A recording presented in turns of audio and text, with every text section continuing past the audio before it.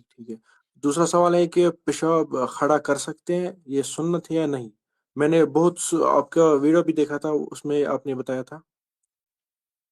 کھڑے ہو کے پیشاب کرنا، ہاں کھڑے ہو کر پیشاب کرنا مرد کے لیے سنت ہے اس صورت میں جب اس کے پاس حالات فیوریبل ہوں اور اس کے جسم پہ چھینٹے نہ پڑے. اگر چھینٹے پڑیں تو کھڑے ہو کر پیشاب نہیں کر سکتے، اور اگر بیٹھ کے چھینٹے پڑتے ہوں کسی جگہ پہ تو بیٹھ کے بھی پیشاب وہاں نہیں کر سکتے آپ، پھر وہاں کھڑے ہو کر پیشاب کریں گے. نبی الاسلام کی عمومی سنت بیٹھ کے پیشاب کرنا ہے. اسی لیے جامعہ ترمذی میں آتا ہے نا کہ عائشہ کہتی ہیں کہ جو یہ کہے کہ نبی الاسلام کھڑے ہو کر پیشاب کرتے تھے تم نے اس کی تصدیق نہیں کرنی. کیوں؟ آپ کا عمومی عمل نہیں تھا.